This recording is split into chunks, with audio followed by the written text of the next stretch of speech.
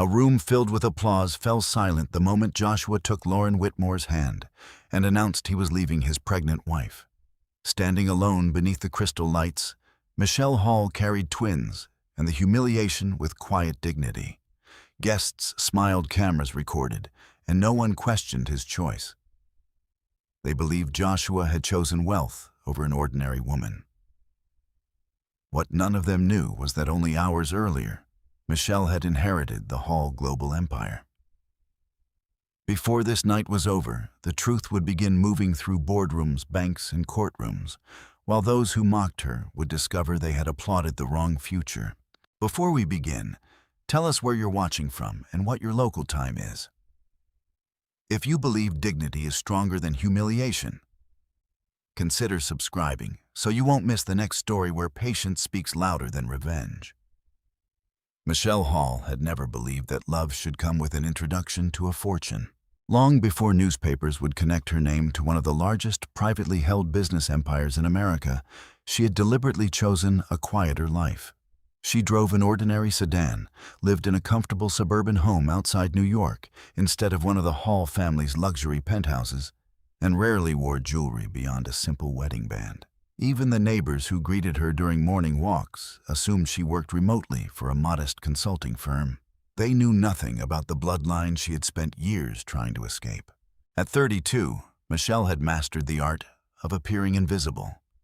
She preferred listening over speaking, observing over judging, writing over arguing.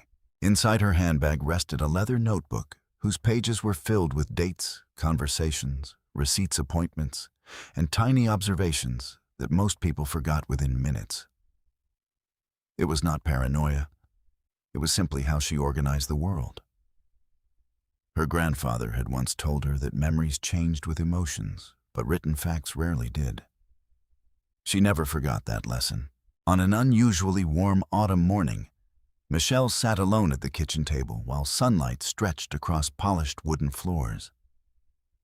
One hand rested gently over the twins growing inside her. The other carefully recorded the time Joshua had left home before sunrise. 5:42 a.m. business meeting, he had said. No further explanation. She closed the notebook quietly before taking another sip of tea that had already grown cold. Pregnancy had slowed her body, but sharpened her awareness. Every movement of the twins reminded her that her life was no longer measured only by her own future. Every decision now belonged to 3 people instead of 1. The babies kicked, almost as if they sensed her thoughts. A faint smile crossed her face. "You two already have strong opinions," she whispered softly. The silence inside the house felt peaceful. It had not always been that way. 5 years earlier, Joshua had seemed like the kind of man who believed success came through discipline instead of shortcuts. They met during a charity event supporting small business entrepreneurs. Unlike many guests who spent the evening networking, Joshua had stayed behind after everyone left to help volunteers stack chairs. Michelle had noticed that. He had never asked who she was connected to, never asked about her family, never searched her last name online. For the first time in years, someone seemed interested in her instead of the Hall legacy.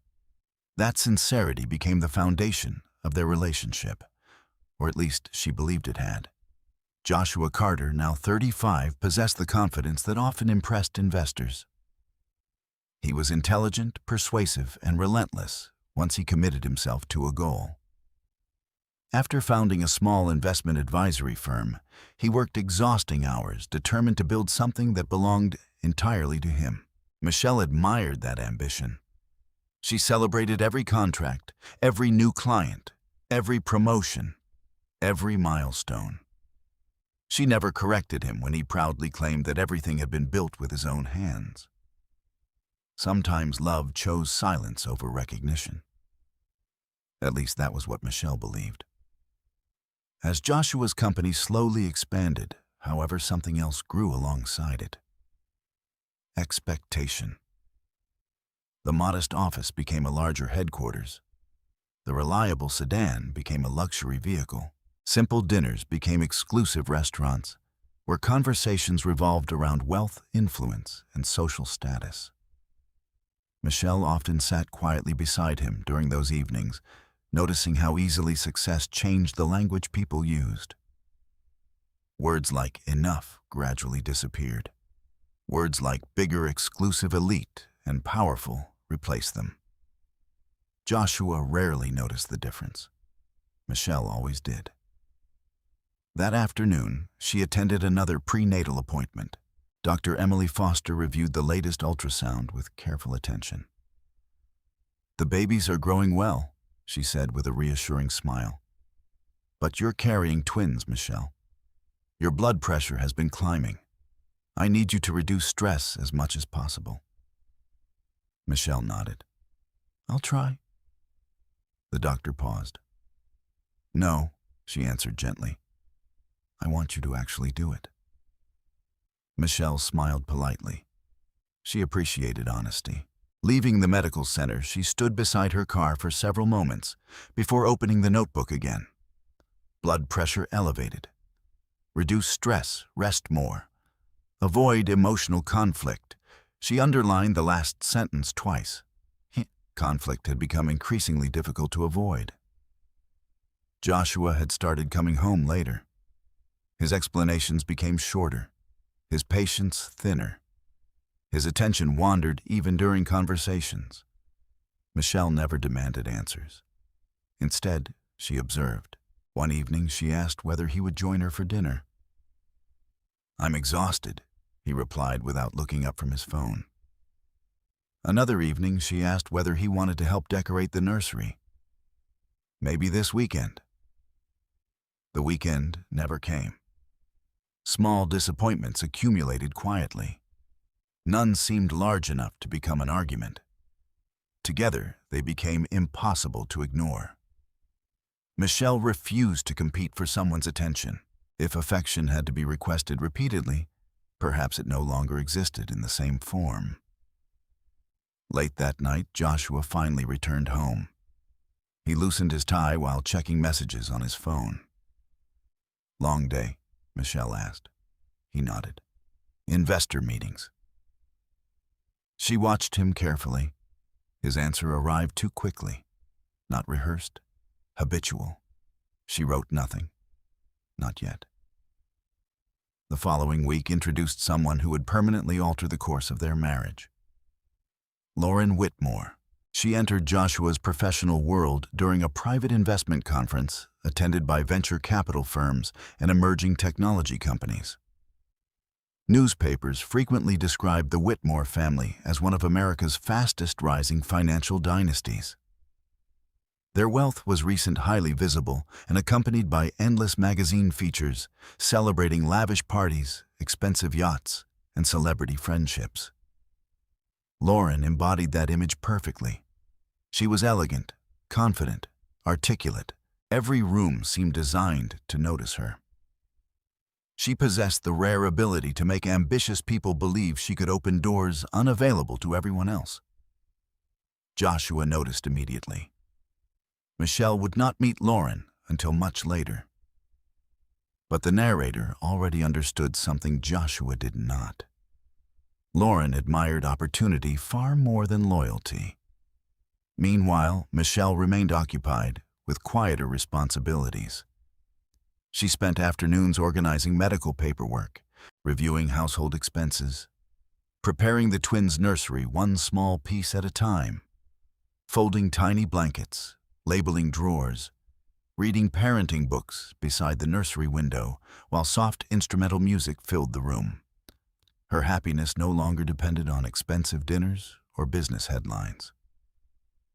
It rested inside two tiny heartbeats she heard during every doctor's visit. Across the city, another conversation unfolded. Joshua and Lauren shared coffee after an investment panel. She praised his vision, complimented his leadership, suggested that his company deserved access to larger financial circles. Joshua listened carefully. Validation from influential people had become increasingly difficult for him to resist. Lauren understood exactly which ambitions to encourage. Michelle knew nothing about that meeting, not because Joshua deliberately lied that day, simply because he never mentioned it. The first omission often sounded harmless. It rarely remained the last. That evening, Michelle sat near the living room window while rain tapped softly against the glass. She placed another brief note into her leather notebook. Joshua seems farther away. No accusation, no conclusion, only observation. Outside, the storm slowly gathered strength over the city. Inside the Hall family's legal offices in Manhattan, another storm had already begun. Richard Hall, Michelle's grandfather and founder of Hall Global Empire, had been admitted to a private medical facility earlier that afternoon after his condition unexpectedly worsened.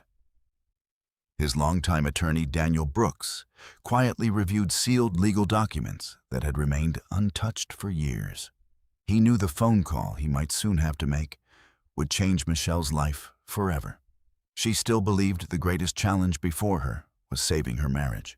She had no idea that destiny was preparing to place an entire empire into her hands. Michelle Hall had never asked where every dollar came from. She only cared where every promise was going.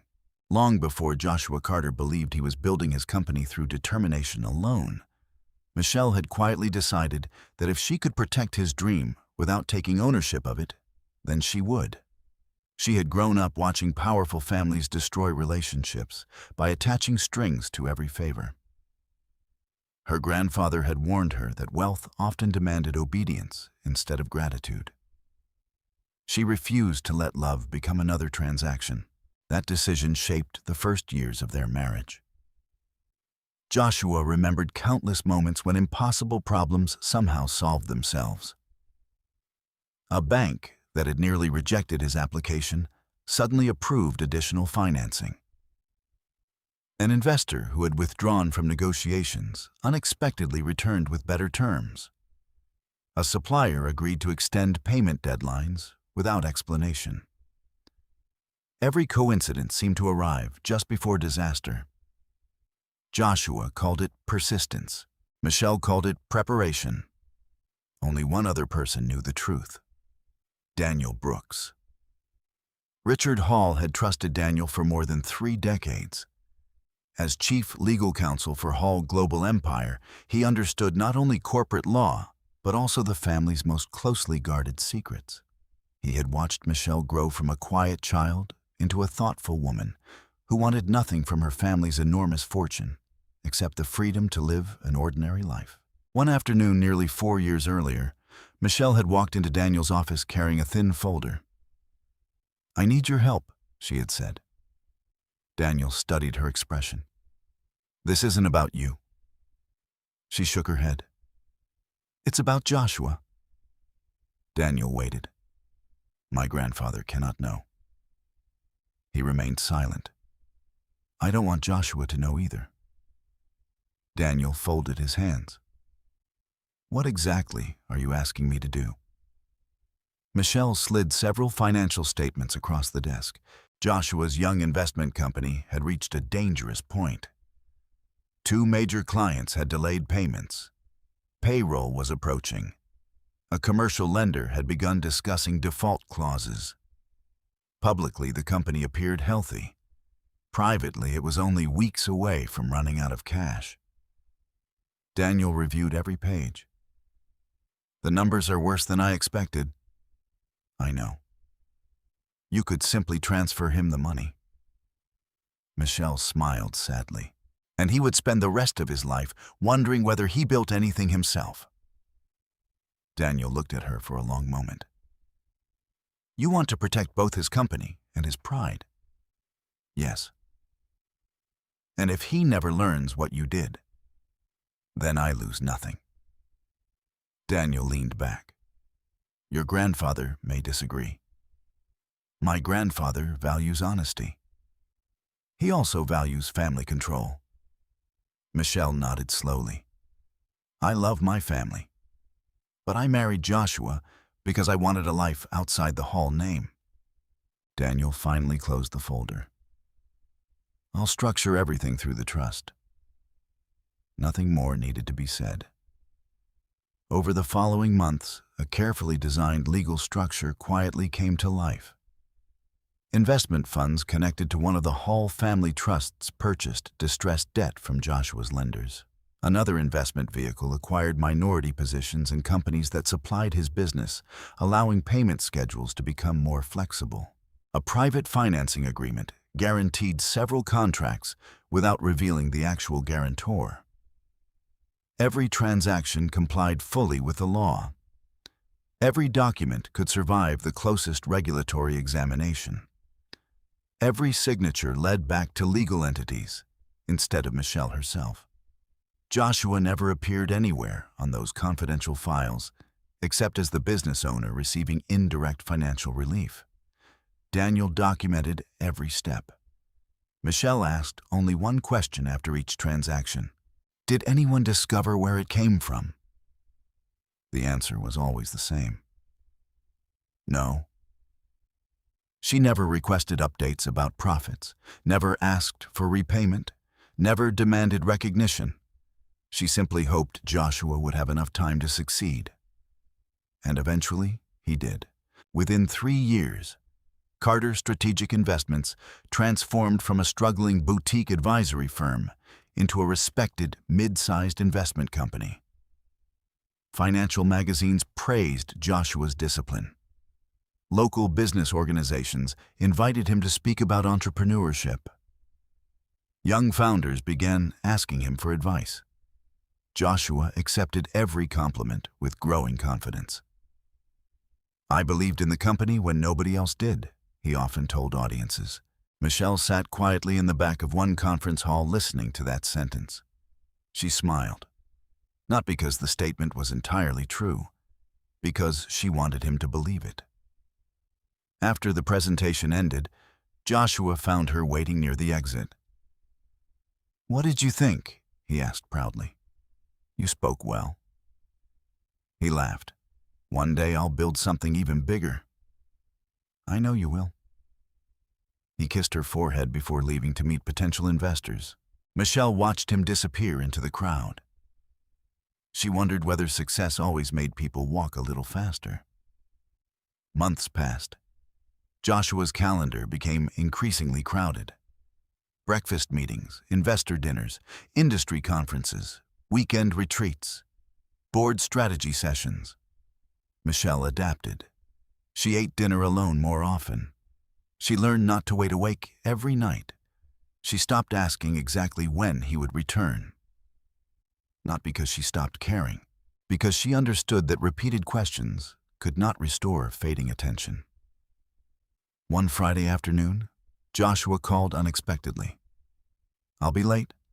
Another client. Conference downtown. I hope it goes well." "It will." He ended the call after less than a minute. Michelle looked down at her notebook. She wrote the time, nothing else. That same conference introduced Joshua to someone whose ambitions matched his own. Lauren Whitmore. The ballroom buzzed with conversations about venture capital, artificial intelligence, and international acquisitions. Lauren moved confidently through groups of executives as though she already belonged in every important discussion. She knew exactly when to compliment someone, exactly when to disagree, exactly when to mention her family's investment firm without sounding as though she were boasting. Joshua noticed her during a panel discussion. She noticed him shortly afterward. Their first conversation lasted only 15 minutes. It covered market forecasts, private equity, emerging technologies. Nothing inappropriate, nothing personal, nothing that would have concerned Michelle. But Lauren possessed a remarkable talent. She remembered details. A week later, she sent Joshua an article related to a topic they had briefly discussed. Then another. Then an invitation to a networking reception. Professional boundaries remained intact, at least on paper. Joshua appreciated feeling understood by someone who shared his growing fascination with expansion influence and prestige.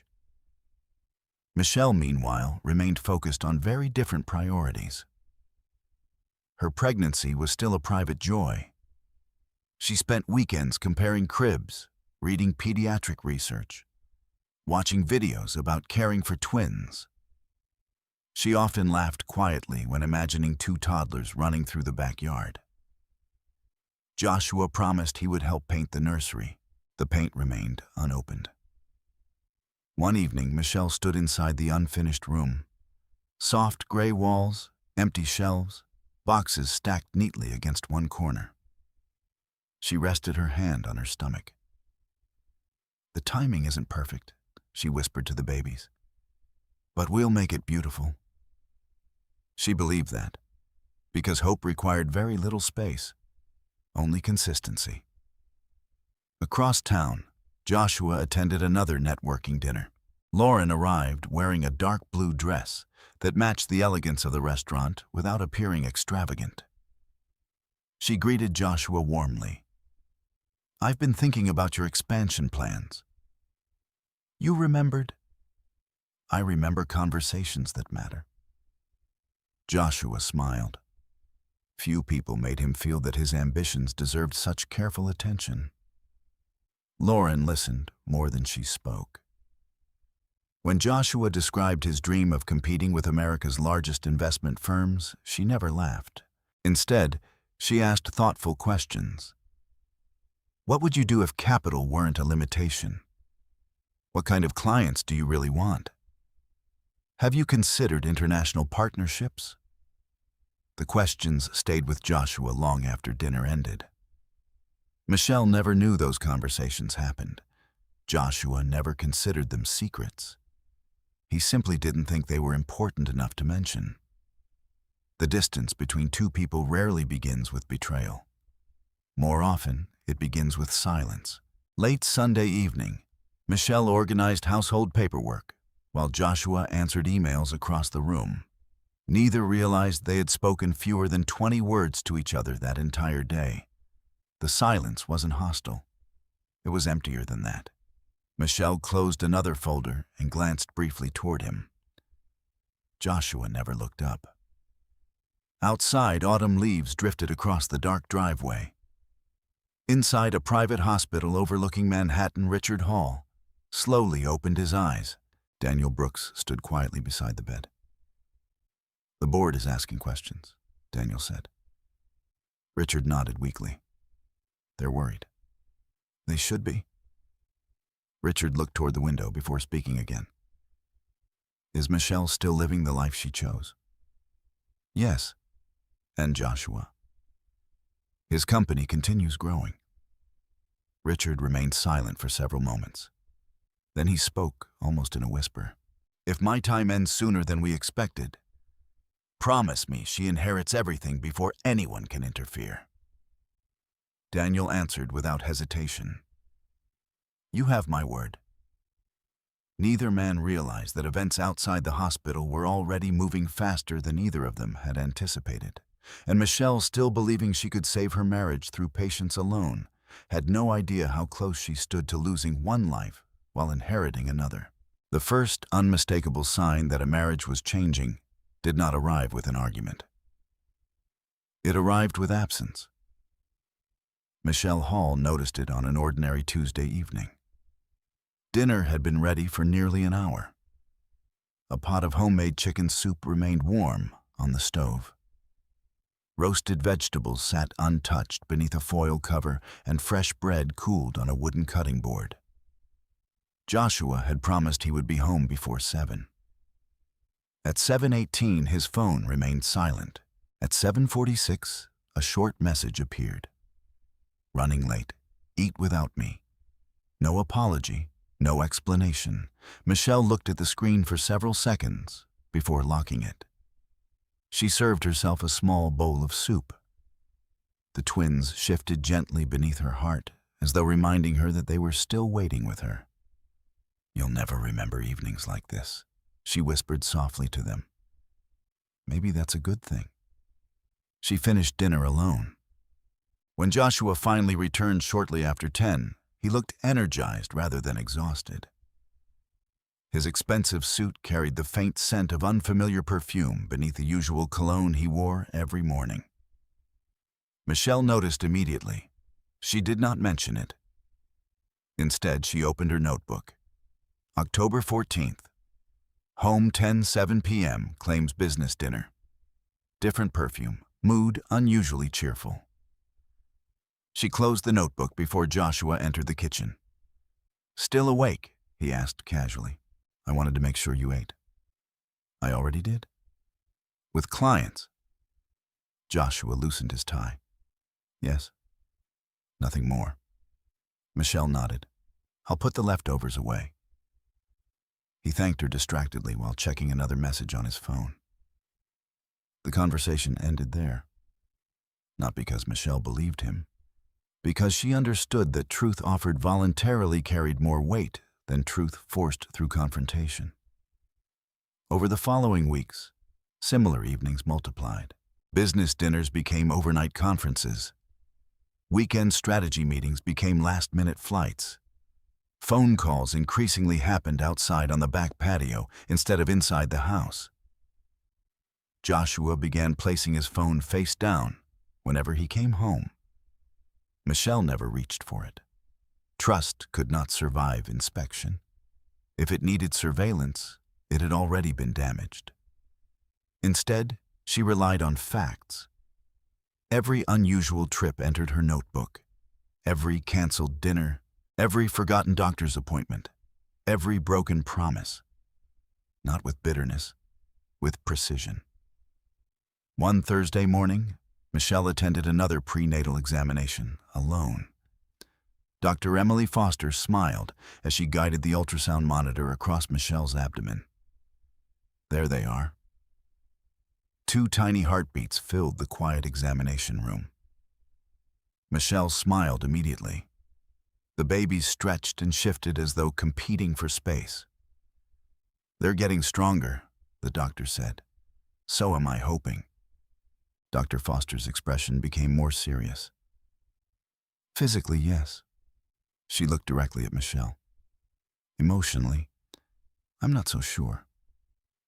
Michelle hesitated. "I'm managing. I've delivered babies for more than 20 years. The doctor folded her hands. "I've learned the difference between women who are tired and women who are carrying too much alone." Michelle looked toward the ultrasound image instead of answering.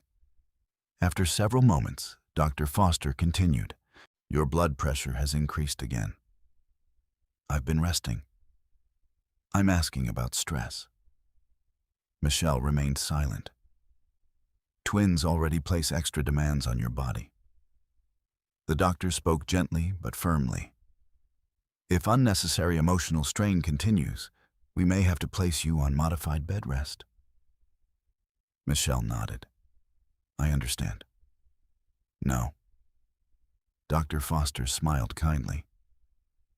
"I want you to promise you'll let other people help." Michelle almost laughed. If only the doctor knew how complicated that promise truly was. Outside the clinic, Michelle sat inside her parked car without starting the engine. She opened the notebook once more. Blood pressure higher. Possible bed rest. Protect babies first. Everything else second. She underlined the final sentence 3 times. For the first time in months, she allowed herself to cry. Only for a minute. Only long enough for the tears to stop on their own. Then she dried her face, started the engine, and drove home. That same afternoon, Joshua walked into Whitmore Capital's executive offices.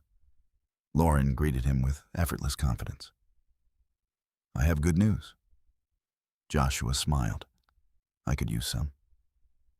She handed him several presentation folders. "My father likes your expansion proposal." Joshua's eyes widened. "Really?" "He thinks you're ambitious."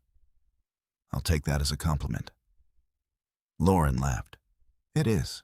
They spent the next 3 hours discussing investment opportunities, future partnerships, and market strategies. When the meeting ended, Lauren suggested dinner. "Strictly business?" Joshua asked. She smiled knowingly. Does everything worthwhile have to fit inside one category? Joshua hesitated, only briefly. Dinner sounds fine. Across the city, Michelle spent the evening assembling a crib by herself. The instruction manual rested beside scattered wooden panels. Joshua had promised that they would build it together weeks earlier. Eventually, she realized waiting served no purpose. Piece by piece, she finished the project alone. When she tightened the final screw, she stepped back and smiled quietly. The nursery slowly began resembling the future she imagined. Joshua did not return until after midnight. The following morning, Michelle discovered a restaurant receipt tucked inside the pocket of his suit jacket while preparing it for dry cleaning. 2 dinners, imported wine, dessert, a private dining room. The total exceeded what Joshua normally spent entertaining clients. She studied the receipt carefully. No names, only the date. She slipped it into a transparent document sleeve inside her notebook. No accusations, only evidence. Several days later, another discovery arrived unexpectedly. Joshua left his laptop open while taking a phone call outside. A notification appeared briefly in the corner of the screen. From Lauren Whitmore. Last night was exactly what you needed. See you tomorrow. Michelle read only those words. She touched nothing else. She closed the laptop exactly as she had found it. That evening, she created a new folder inside a locked filing cabinet. Emails, receipts, travel schedules, hotel invoices, calendar entries. Each document received a date, nothing more. She never searched for revenge. She searched for accuracy. Meanwhile, another crisis unfolded far from their home. Richard Hall's condition deteriorated rapidly. Machines filled the private hospital room with soft mechanical rhythms. Daniel Brooks stood beside Eleanor Grant, chairwoman of Hall Global's board. "How much longer?" Eleanor asked quietly. Daniel looked toward Richard. "The doctors aren't optimistic."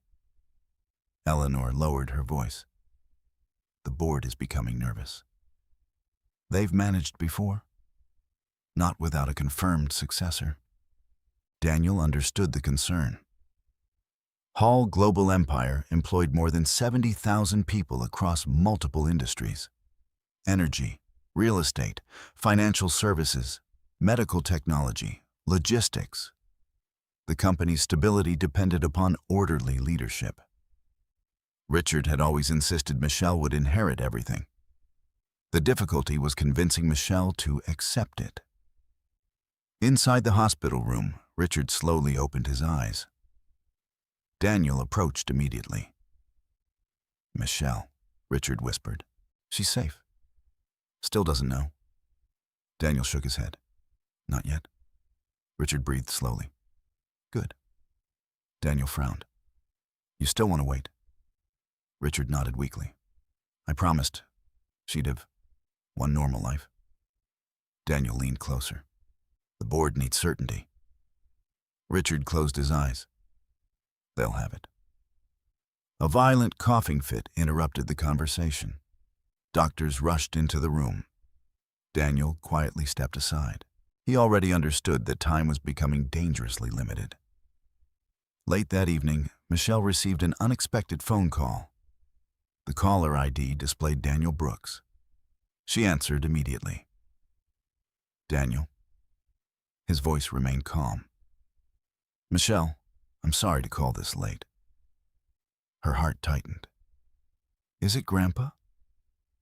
There was a pause. "His condition has changed." Michelle closed her eyes. "I'll come. As soon as you can. I'll leave now." She hung up before saying anything else. Joshua was still out. His latest message had arrived an hour earlier, running behind. "Don't wait up." Michelle looked at the empty living room, then at the nursery she had finished alone, then at the notebook resting quietly on the coffee table. She placed it carefully inside her handbag. Something inside her told her that the next chapter of her life had already begun. She simply did not yet know whether it would begin with goodbye betrayal or an inheritance that would change everything forever. By the time Michelle Hall reached the private medical center overlooking the Hudson River, dawn had begun washing the Manhattan skyline in pale shades of gold. The lobby was almost silent. Only the distant footsteps of nurses and the muted hum of elevators interrupted the stillness. Daniel Brooks stood waiting near the reception desk, his dark suit unchanged from the previous evening. The fatigue in his face revealed that he had never gone home. When Michelle stepped toward him, he did not immediately speak. He simply placed a gentle hand on her shoulder. "I'm sorry." Michelle closed her eyes. She had expected those words before leaving the house. Knowing they were coming had not softened them. "When?" "About 40 minutes ago." She nodded once. No tears appeared immediately. Grief often arrived more quietly than people imagined. Daniel walked beside her toward the private family suite. He was peaceful. "I hope he wasn't alone." He wasn't. Michelle breathed slowly before entering the room. Richard Hall looked exactly as she remembered him, except for the absence of movement. His expression carried none of the pain illness had brought during recent months. He simply appeared tired. For several long minutes, Michelle stood beside the bed without saying a word. Then she gently placed one hand over his. "I'm sorry I wasn't here sooner." Silence answered. She smiled faintly. "You always told me not to waste time apologizing for things I couldn't change." Another pause. "I'll remember." Her fingers tightened around his hand for one final moment before she stepped back. Daniel remained respectfully near the doorway. He knew better than to interrupt. Richard Hall had not only built Hall Global Empire from a struggling logistics company into one of the most influential private conglomerates in the United States, he had also become the closest thing Michelle had ever known to unconditional stability. After Michelle's parents died in a car accident when she was only 11 years old, Richard had raised her himself. He never tried to replace her parents. Instead, he taught her lessons. Some involved business, most involved character. The strongest people, he often said, rarely need to announce their strength. Michelle had carried those words throughout her life. Nearly 2 hours later, Daniel escorted her into a private conference room inside the hospital. Several familiar faces were already waiting. Eleanor Grant, chairwoman of Hall Global's board of directors; Michael Reeves, chief financial officer; Thomas Caldwell, head of corporate governance. None of them stood because Michelle was wealthy. They stood because Richard Hall's final instructions required it. Eleanor spoke first.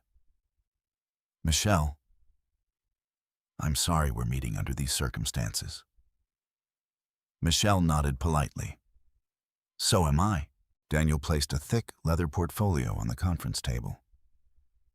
"Your grandfather left detailed legal instructions." Michelle looked toward him. "I know he updated his will."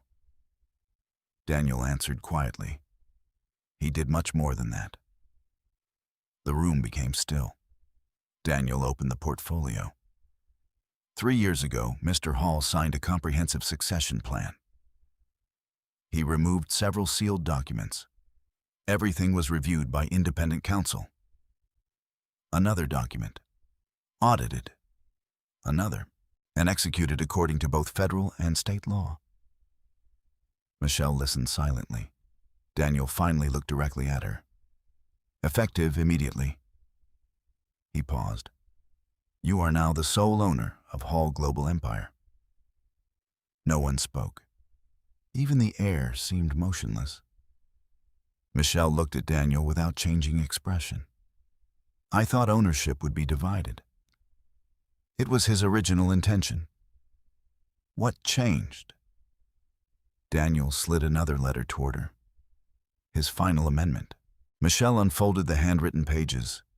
The handwriting was unmistakably Richard's. My dear Michelle, if you are reading this, I am no longer here to argue with you. That thought makes me smile, because you always believed you could live outside the Hall name forever. Perhaps you still can. But someone must protect what generations built, not for our family alone, but for the thousands of families whose livelihoods depend upon these companies. Money has never impressed me. Character has. You spent your life refusing privileges that others would have demanded. That is precisely why I trust you with all of them. Do not mistake inheritance for ownership. You are becoming a steward. Lead quietly, listen carefully, protect people before profits whenever you can, and never allow anger to become your advisor. Michelle reached the end of the letter. Her vision blurred. This time, tears came without resistance. Daniel quietly placed a box of tissues beside her. Nobody interrupted. Several minutes passed before Michelle finally spoke. I don't know if I can do this. Eleanor answered gently. None of us expected you to know on the first day. Thomas Caldwell added calmly, leadership isn't inherited. It develops. Michael Reeves nodded. You won't be alone. Michelle carefully folded Richard's letter. What exactly does everything include? Daniel opened another folder. Hall Global currently oversees assets in excess of $48 billion. Michelle remained silent. Daniel continued. Operations in 23 countries. More than 70,000 employees. Major holdings in logistics, renewable energy, commercial real estate, medical technology, financial services. He paused briefly. And several charitable foundations established personally by your grandfather. Michelle lowered her eyes toward the documents. The numbers almost seemed meaningless. She had never cared about wealth. Now it belonged entirely to her. To Daniel spoke again. There is one additional matter. Michelle looked up. For security reasons, your grandfather instructed us not to announce your succession immediately. Why? The board requested a temporary confidentiality period. Eleanor answered this time. The transition is sensitive. Several acquisition negotiations are still underway. Public disclosure now could create unnecessary instability. Thomas continued. We recommend delaying the announcement until legal verification, regulatory filings, and internal audits are complete. How long? Several weeks. Michelle considered the proposal. So outside this room, no one needs to know. Daniel nodded. Not yet. She thought about Joshua. He still believed she was simply his pregnant wife waiting at home. She could tell him everything today, or nothing. The decision unexpectedly became simple. I'll wait. Daniel studied her. Are you certain? Yes. May I ask why? Michelle answered honestly. I don't want the first conversation after my grandfather dies to become about money. Nobody questioned her reasoning. That response sounded exactly like Richard Hall. The meeting continued throughout the morning. Michelle reviewed corporate governance documents, emergency succession procedures, voting authority, trust structures, international subsidiaries, tax obligations. Every page represented another responsibility rather than another privilege. By early afternoon, Daniel escorted her into Richard's private office at Hall Global headquarters. The room had remained untouched.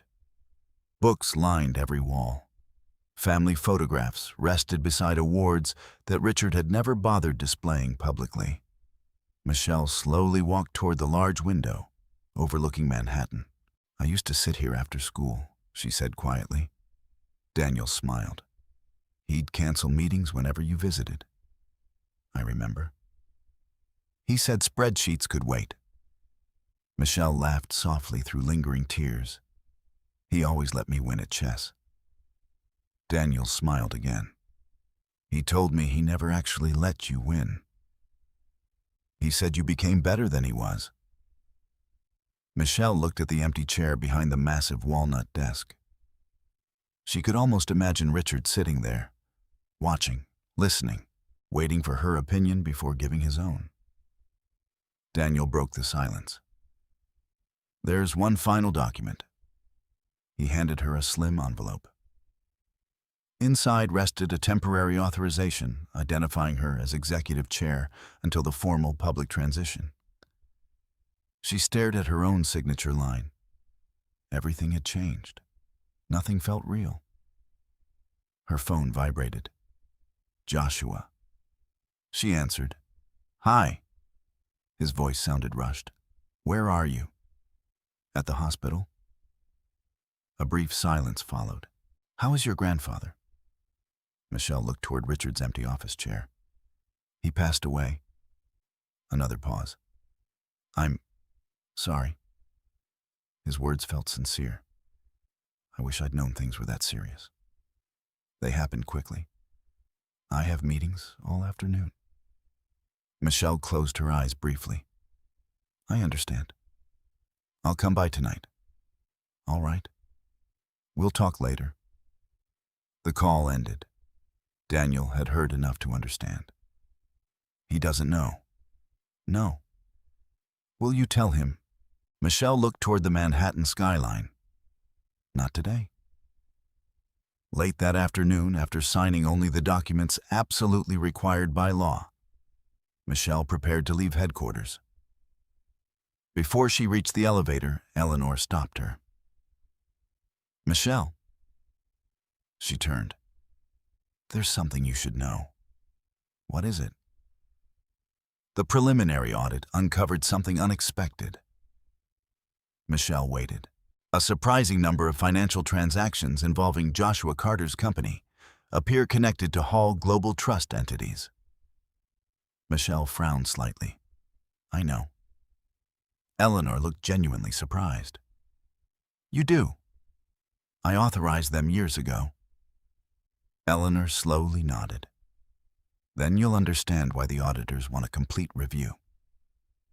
Michelle glanced once more toward the boardroom doors. Review everything. No exceptions, because she already suspected that before justice could arrive, every hidden truth would first have to be documented. For the next 3 weeks, Michelle Hall lived 2 completely different lives. One belonged to the world. The other belonged to sealed boardrooms.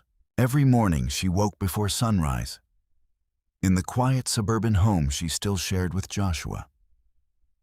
She prepared breakfast, attended prenatal appointments, folded tiny baby clothes, and answered messages from neighbors asking how she was feeling. Every afternoon, a black sedan with heavily tinted windows picked her up several blocks away from the house. The driver never stopped directly in front of her street. No company logo appeared on the vehicle. No security detail followed openly. Within 40 minutes, Michelle would be sitting at the head of conference tables inside Hall Global headquarters, reviewing acquisitions worth billions of dollars, while senior executives waited for her decisions. Then, before evening, she returned home as though nothing extraordinary had happened. The contrast exhausted her. But she refused to complain. Richard Hall had spent decades protecting the company. She could spend a few weeks protecting the transition. During one of the early board meetings, Michelle remained unusually quiet. A presentation filled the large screen with financial reports, market projections, and pending international transactions. Michael Reeves clicked through another series of charts. Our liquidity remains strong. Another slide appeared. The renewable energy division exceeded expectations. Then another. The final acquisition package requires only your authorization. Michelle listened carefully before speaking. What risks haven't been mentioned? The room fell silent. Several executives exchanged brief glances. Michael finally answered. The presentation already includes the primary risks. Michelle looked toward him calmly. I asked about the ones that aren't on the slides. No irritation, no raised voice, only curiosity. Michael slowly smiled. Richard Hall had asked the same question during almost every major meeting. For the next 20 minutes, executives discussed concerns that had not appeared anywhere in the official presentation. Regulatory uncertainty, supply chain vulnerabilities, political instability overseas. Michelle took notes throughout the discussion. Her grandfather had once explained that optimistic reports built confidence. Honest conversations built companies. When the meeting ended, Eleanor Grant remained behind. You surprised them. Michelle closed her notebook by asking questions. By asking the right ones. Michelle smiled faintly. I still have more to learn. So did Richard. That answer stayed with Michelle throughout the drive home. Leadership, she realized, did not require pretending to know everything. It required creating space where other people could speak honestly. Meanwhile, Joshua believed he was approaching the most important opportunity of his career. Whitmore Capital had invited him to become the lead strategic partner on an ambitious expansion project involving commercial real estate investments across several states. The proposal promised prestige, influence, access to elite financial circles, everything Joshua had spent years pursuing. Lauren Whitmore made certain he imagined an even brighter future. They met frequently now, sometimes inside conference rooms, sometimes during private dinners that officially counted as business development. Joshua no longer questioned how often their conversations extended beyond work. Lauren understood exactly how to make ambitious people feel indispensable. One evening, as they overlooked the Manhattan skyline from an exclusive rooftop restaurant, she lifted her glass. To new beginnings. Joshua smiled. I hope you're right. I know I am. She studied him for a moment. There's still one obstacle. Joshua already knew what she meant. My marriage. Lauren did not answer immediately. Instead, she allowed the silence to linger. Finally, she asked, Are you happy? Joshua looked across the city lights. The question sounded simple. The answer did not. I don't know anymore. Lauren leaned slightly closer. You deserve someone who shares your future. Joshua remained thoughtful. Michelle is a good person. I never said she wasn't. Lauren's voice stayed calm, but good people aren't always the right partners. Joshua lowered his eyes. Things have changed. They usually do. Lauren reached across the table and briefly touched his hand. You've changed too. Joshua did not pull away. Across the city, Michelle sat alone in the nursery, arranging tiny books onto low wooden shelves. She paused occasionally whenever one of the twins kicked strongly enough to interrupt her movement. The room finally looked complete. 2 white cribs stood side by side beneath a window overlooking the backyard. Soft gray walls. A rocking chair. A bookshelf already filled with children's classics Richard Hall had collected years earlier. Michelle gently ran her fingers across the spine of one book. She imagined reading bedtime stories while 2 sleepy faces listened. The vision brought peace. Her phone vibrated. Daniel Brooks. Good evening. I apologize for disturbing you. It's all right. I wanted to update you. Michelle settled carefully into the rocking chair. Go ahead. The auditors have completed the first phase. And Daniel opened a folder on his desk before speaking. We've identified every transaction connected to Joshua's company. Michelle remained silent. The total support provided through Hall Trust entities exceeds $40 million. She closed her eyes. The number sounded larger than she had expected. Daniel continued.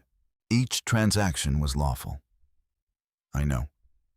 Every approval carries your authorization. I remember. There is something else. Michelle waited.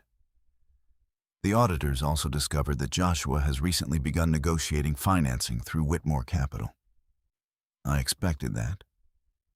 The terms concern us. Why? Daniel's voice became more serious. The Whitmore family appears to be leveraging considerably more debt than public records previously suggested. Michelle frowned slightly. You believe they're overextended. We believe they're presenting themselves as stronger than they actually are. Daniel paused. There is no evidence of fraud. But the financial structure is aggressive. Michelle looked toward the nursery window. So Joshua believes he's joining a stronger partner. Yes. And he doesn't realize they're seeking stability from him as much as he's seeking it from them. That appears accurate. Michelle thanked Daniel before ending the call. She sat quietly for several minutes afterward. Not because she wanted Joshua to fail, because she suddenly realized he was making decisions based upon appearances rather than verified facts. Richard Hall had always insisted that numbers deserved more trust than reputations. Joshua increasingly believed the opposite. The following Monday, Michelle attended another board meeting. Toward the end of the session, Thomas Caldwell distributed sealed envelopes. What are these? Michelle asked. The invitations. For what? The Whitmore Capital Gala. Michelle recognized the name immediately. Thomas continued. The event will officially announce their strategic partnership with Carter Strategic Investments. Eleanor added quietly, nearly every major financial institution will be represented. Michael looked toward Michelle. We've also confirmed that several Hall global executives received invitations. Michelle examined the elegant invitation. Gold lettering, crystal ballroom, black tie, celebrating a new era of financial leadership.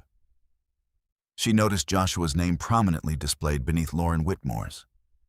No mention of spouses, no mention of Michelle. Thomas broke the silence. There are rumors. What kind? Some believe Joshua intends to make a personal announcement that evening. Michelle looked up. What sort of announcement? Nobody answered immediately. Finally, Eleanor spoke carefully. Our corporate intelligence team monitors public financial events. They've heard repeated speculation that Joshua may announce his separation from you. The room remained completely still. Michelle lowered her eyes toward the invitation again. She felt no anger, only confirmation. If Joshua planned such an announcement publicly, he had almost certainly made the decision privately long ago. Daniel entered the boardroom moments later carrying another folder. I've spoken with outside counsel. Michelle looked toward him. The succession filings are progressing on schedule. Good. However, he hesitated. We strongly recommend maintaining complete confidentiality until after the gala. Michelle understood immediately. You don't want the announcement interfering with the legal transition. Exactly. If your identity becomes public prematurely, every pending transaction could become subject to unnecessary speculation. Eleanor nodded. We're asking for only a little more patience. Michelle considered the request carefully. Outside the boardroom windows, Manhattan stretched toward the horizon beneath a cloudy autumn sky. She thought about her grandfather's final letter. Lead quietly, listen carefully, protect people before profits whenever you can. Finally, she answered, I'll wait. Daniel looked relieved. Thank you. Michelle gathered the invitation before standing. I'll attend the gala. Thomas looked surprised. Are you certain? Yes. You understand what may happen? Michelle nodded. If Joshua has something he wishes to say publicly, she slipped the invitation into her folder. Then everyone deserves to hear it exactly as he intends. No one in the room realized that the evening Joshua believed would celebrate the beginning of his new future would instead become the first irreversible step toward losing everything he thought he had gained. The Grand Regency Ballroom had hosted presidents, Fortune 500 executives, foreign dignitaries, and billion-dollar mergers. On this autumn evening, it glittered beneath thousands of crystal lights that reflected across polished marble floors and towering glass walls overlooking Manhattan. More than 600 guests filled the ballroom. Television crews adjusted their cameras near the stage. Business journalists prepared interviews. Financial bloggers streamed live updates. Investors, bankers, attorneys, and corporate executives moved through the crowd with practiced smiles and careful handshakes. The event had officially been organized to celebrate a strategic partnership between Carter Strategic Investments and Whitmore Capital. Unofficially, many believed they were witnessing the arrival of a new power couple within New York's financial community. Joshua Carter certainly believed it. Standing in a perfectly tailored black tuxedo, he accepted congratulations from nearly everyone who approached. This partnership changes everything, one investor remarked. Joshua smiled confidently. We're only getting started. Another executive shook his hand. I hear Whitmore Capital has enormous plans. Joshua glanced toward Lauren across the ballroom. So do we. Lauren Whitmore entered several moments later, wearing an elegant crimson evening gown that immediately drew attention throughout the room. She moved effortlessly through conversations. Every smile appeared carefully measured, every compliment gracefully delivered. She knew precisely where cameras were positioned and never seemed surprised when photographers asked for another picture. She welcomed the attention. Tonight, visibility mattered. Joshua walked toward her. You look incredible. Lauren smiled. So do you. She adjusted his bow tie lightly. Nervous? A little? Good. She laughed softly.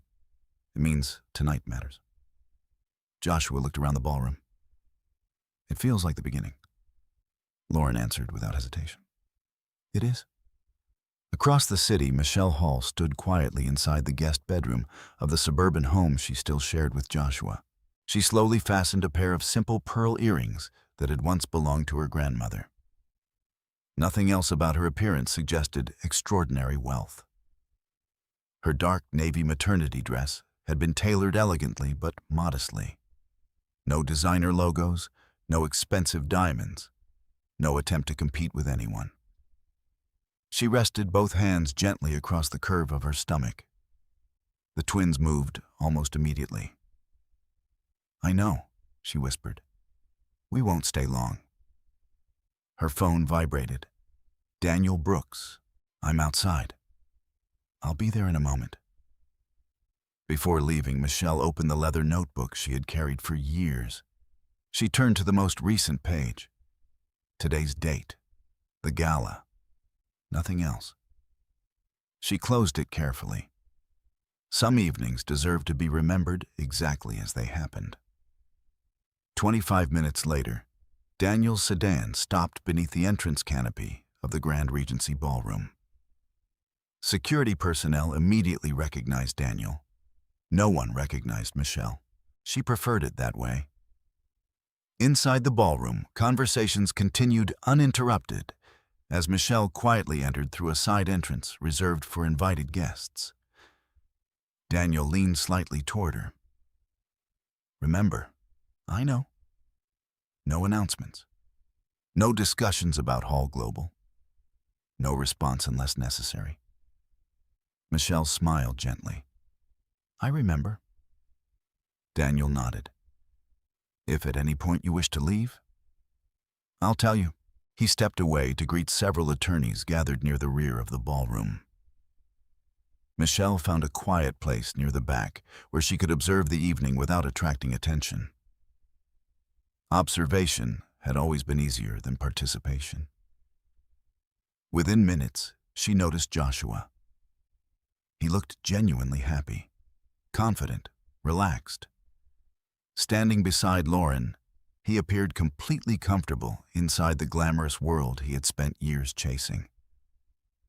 Michelle felt something unexpected, not jealousy, not anger, only sadness. She remembered another evening years earlier when Joshua had worn an inexpensive rented tuxedo to attend their first charity gala together. He had squeezed her hand nervously before walking inside. "What if I don't belong here?" he had whispered. Michelle had smiled. "You belong wherever your character takes you." Back then he had believed her. Now he seemed convinced that belonging depended upon status instead. The ballroom lights dimmed, soft music faded. A master of ceremonies walked onto the stage. "Ladies and gentlemen," conversations gradually stopped. "Thank you for joining us to celebrate an exciting partnership that represents innovation, ambition, and the future of American investment." Applause followed. Several executives delivered short speeches. Whitmore Capital's chairman praised strategic growth. Joshua spoke about entrepreneurship, resilience, and expanding opportunities. The audience applauded enthusiastically. Michelle listened quietly. His speech sounded polished, professional, confident. But she noticed something else. Joshua mentioned gratitude. Mentors, investors, partners, employees. He never mentioned family. When he stepped away from the podium, Lauren approached with another microphone. She smiled brightly toward the audience. "Before we conclude tonight," she looked affectionately toward Joshua, "there is something personal we'd like to share." Several guests exchanged curious glances. Camera operators instinctively adjusted their lenses. Michelle remained perfectly still. She already knew. Joshua accepted the microphone. His smile appeared steady. His heartbeat did not. For just a brief second, uncertainty crossed his face. Then he looked toward Michelle. Their eyes met across the ballroom. She offered neither encouragement nor accusation, only calm attention. Joshua took a slow breath. "For many years," he paused, "I've tried to build a life based on honesty." Michelle noticed Daniel watching silently from across the room. Lauren gently touched Joshua's arm. He continued, "Sometimes two good people grow in different directions." A few guests nodded sympathetically. Joshua's voice grew stronger. "My wife and I have reached that point." The ballroom became completely quiet. "I'll always appreciate what Michelle and I shared." He looked toward the audience rather than toward her. "But our lives no longer reflect the same future." Lauren smiled faintly. Joshua continued, "We've decided to end our marriage." A wave of whispers spread instantly through the ballroom. Phones quietly appeared beneath banquet tables. Journalists exchanged quick glances. Everyone sensed a headline. Joshua raised one hand slightly. "There is one more thing." Lauren stepped beside him, taking her hand openly. "I've found someone whose vision matches my own." He smiled toward Lauren. "Someone who believes in the future we're building together." The ballroom erupted into applause from many guests who believed they had just witnessed the beginning of a glamorous new chapter. Several photographers rushed closer. Flash after flash illuminated the stage. Michelle did not move. She simply watched. Lauren accepted the applause as though it had always belonged to her. Then, perhaps encouraged by the audience's reaction, she decided the evening needed one final performance. Her voice carried clearly through the ballroom. "I sincerely wish Michelle the best." She turned deliberately toward the rear of the room. "Motherhood is a beautiful journey." Several guests followed her gaze until they found Michelle standing quietly alone. Lauren smiled sympathetically. "I'm sure she'll be much happier living the peaceful family life she's always wanted." A few uncomfortable laughs drifted across the room. She continued, "Not everyone enjoys the pressure of building something extraordinary." Joshua shifted slightly. He had not expected Lauren to continue. Lauren smiled again. "Some women belong in boardrooms." She looked directly at Michelle's pregnant figure. "Others are simply happier staying at home." Silence. No applause this time. Joshua could have ended the moment there. Instead, he spoke. "Michelle never wanted this world." His words echoed softly across the ballroom. "She deserves a simpler life." Several executives nodded politely. One woman near the front quietly lowered her eyes. Michelle remained motionless. Inside her, one of the twins kicked strongly. She gently rested a hand across her stomach. No one noticed. Joshua looked toward her once more. "If this surprises you." He hesitated. "I'm sorry." It was the first apology he had offered all evening. It arrived far too late. Michelle neither nodded nor shook her head. She simply continued watching him. From the rear of the ballroom, Daniel Brooks quietly observed every word. He also noticed something else. 3 television cameras, 4 financial journalists, multiple guests recording with their phones. Every statement, every gesture, every expression. Nothing would disappear. Everything had been preserved. Lauren, still convinced she controlled the room, descended from the stage with Joshua. As they approached, Michelle guests instinctively stepped aside. A clear path opened between them. Lauren smiled politely. "I hope there are no hard feelings." Michelle looked at her calmly. "There aren't." Lauren seemed almost disappointed. "I truly hope you find happiness." Michelle answered with quiet sincerity. "I hope everyone does." Joshua searched Michelle's face. He expected tears, questions, perhaps anger. Instead, he found only silence. That silence unsettled him more than any argument could have. "I'll have my attorney send the paperwork," he said quietly. Michelle met his eyes. "I understand." Nothing else. No pleading, no accusations, no public humiliation. Only 2 words. Lauren slipped her arm through Joshua's. "We should greet the guests."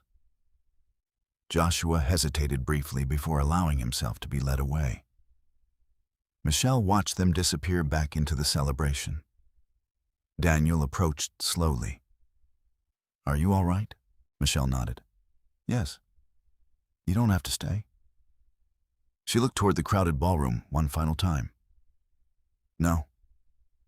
Her voice remained calm. "I've seen everything I needed to see." As she turned toward the exit, she never looked back. Behind her, applause resumed. Champagne glasses touched. Music began playing once again. Most people believed they had just celebrated the beginning of Joshua Carter's greatest success.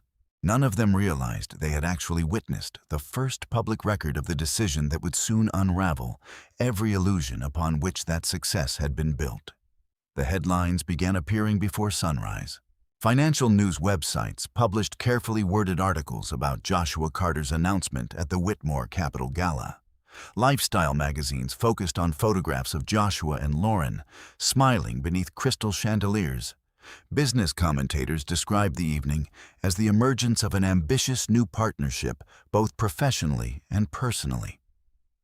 None of the articles mentioned Michelle Hall by more than a single sentence. Most referred to her simply as Joshua Carter's pregnant wife. None of them knew her name would soon become impossible to ignore. Michelle did not read any of the articles. When she woke the following morning, she prepared oatmeal, fresh fruit, and herbal tea before opening the windows to let cool autumn air enter the kitchen. The twins were unusually active. She smiled as one tiny foot pressed firmly against the side of her abdomen. "You two certainly know how to make your presence felt." For the first time in weeks, she felt remarkably calm, not because the previous evening had been painless, because uncertainty had finally disappeared.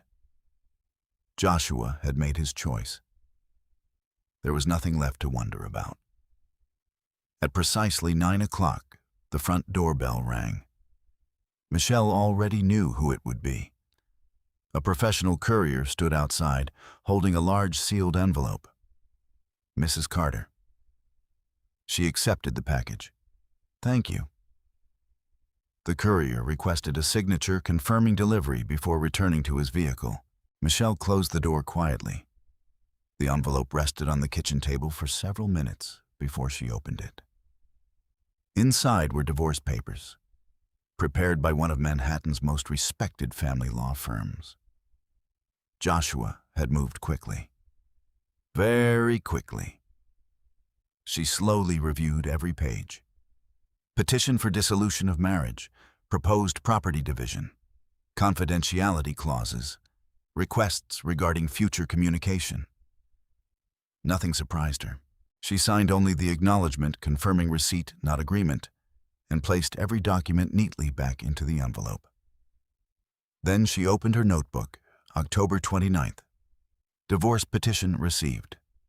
9:03 a.m. No emotional commentary followed. Only facts. Her phone rang moments later. Daniel Brooks. "Good morning, Michelle." It arrived. I assumed it would. His attorneys work efficiently. Daniel sighed softly. So do ours. Michelle remained quiet. "I'll come to the office." "There's no rush. I'd rather begin. I'll have the conference room ready." Less than an hour later, Michelle entered Hall Global headquarters through the private executive entrance.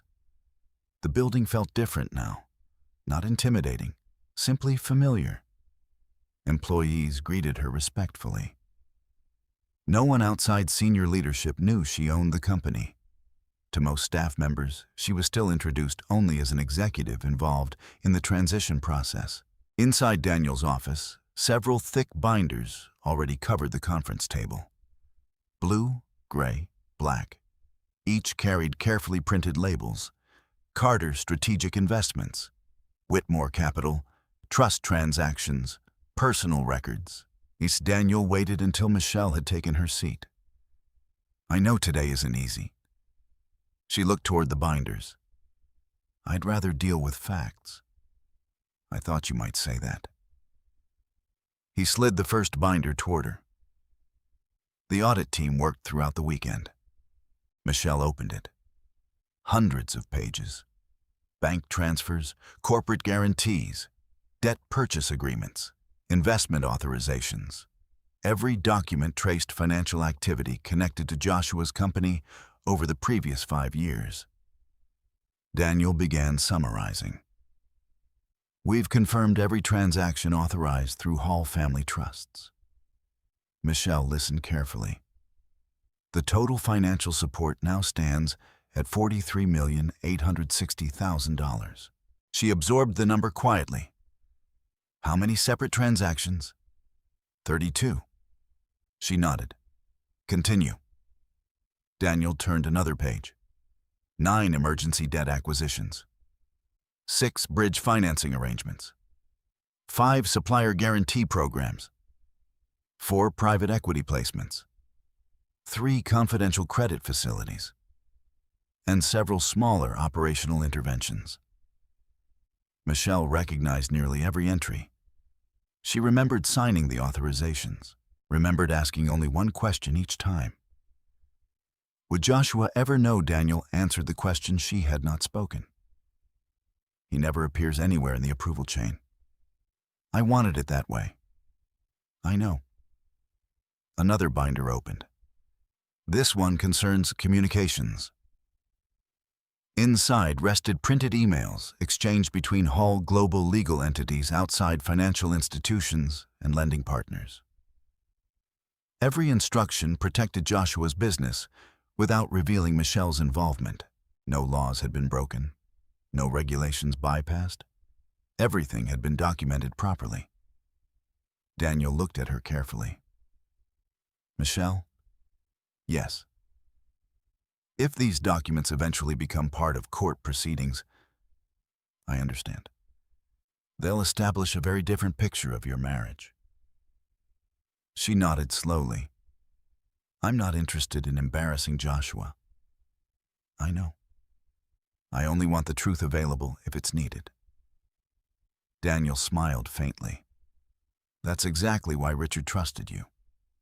The meeting continued for nearly 3 hours. Michelle reviewed every file personally. She corrected 2 dates, added several handwritten notes, requested duplicate copies of critical financial records. Nothing escaped her attention. Years earlier, she had simply wanted to help her husband. Now those same decisions had become legal evidence. By early afternoon, another member of Hall Global's legal department entered the room. Sophia Bennett, Senior Litigation Counsel. She carried a digital storage case. We've completed the electronic evidence review. Michelle looked up. What did you find? Sophia connected a laptop to the conference room screen. The material falls into 4 categories. A menu appeared. Emails, bank records, travel documentation, audio-visual evidence. Michelle frowned slightly. Audio, Sophia nodded. The gala. She opened several media files, news broadcasts, professional camera footage, guest recordings, social media uploads, different angles, different microphones. The same evening, Joshua announcing the end of the marriage.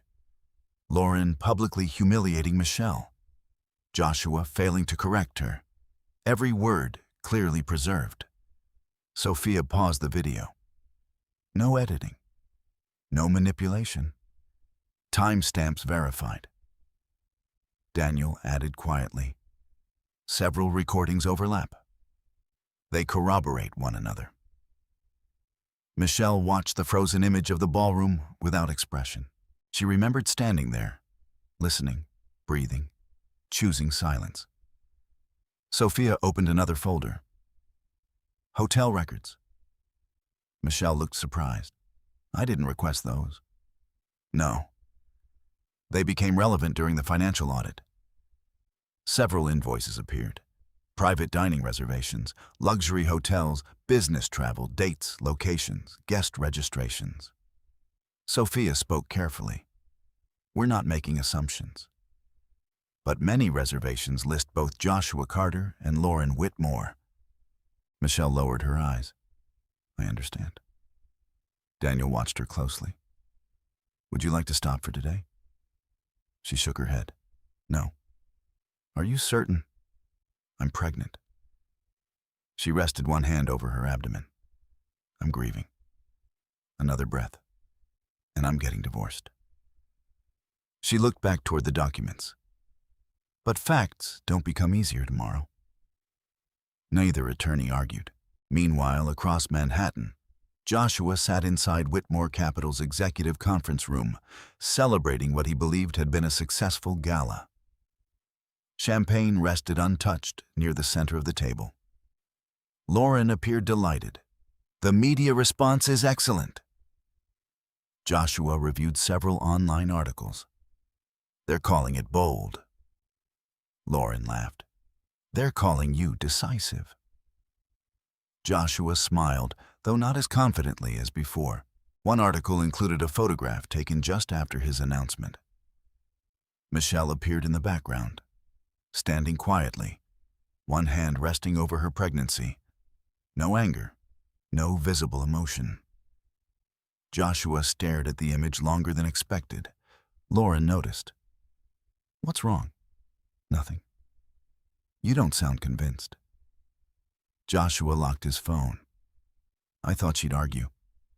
Lauren shrugged. Instead, she accepted reality. Maybe. Lauren leaned back comfortably. You did the right thing. Joshua nodded. I hope so. He tried to ignore the lingering discomfort. Michelle's silence had followed him home, followed him into meetings, followed him even now. He had prepared himself for conflict. He had never prepared for quiet acceptance. Late that evening, Michelle finally returned home. The house felt strangely empty. Joshua had not come back. She wasn't surprised. She placed the divorce papers inside a locked drawer.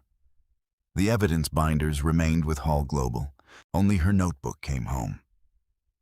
She sat beside the nursery window while twilight settled over the neighborhood. Opening to a fresh page, she wrote only one sentence. Truth does not become stronger because it is louder. She closed the notebook gently. The twins kicked almost simultaneously. Michelle smiled. You'll grow up knowing something important. She looked toward the peaceful room surrounding her. Real strength doesn't begin when someone finally speaks. Her hand rested softly across her stomach. It begins when someone quietly keeps every receipt, every record, every promise, until the truth no longer needs defending. Outside, the evening appeared calm. Inside Hall Global's secure archives, thousands of pages of financial records waited patiently. Soon they would reveal that Joshua Carter had spent years standing on foundations built by the very woman he had believed possessed nothing. The audit officially concluded 12 days after the gala. For most companies, an internal audit ended with spreadsheet signatures and archived reports. For Hall Global, this one uncovered the hidden history of an entire marriage. At precisely 8 o'clock on Monday morning, Michelle Hall entered the executive boardroom carrying nothing more than her leather notebook and a cup of black tea. The pregnancy had become increasingly difficult. Her movements were slower. Her ankles occasionally swelled after long meetings.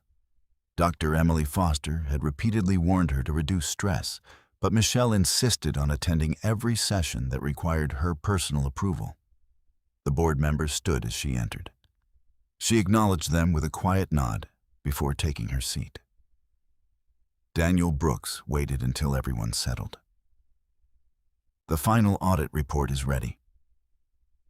He pressed a button on the conference table. The first slide appeared. Confidential. Hall Global Internal Financial Review.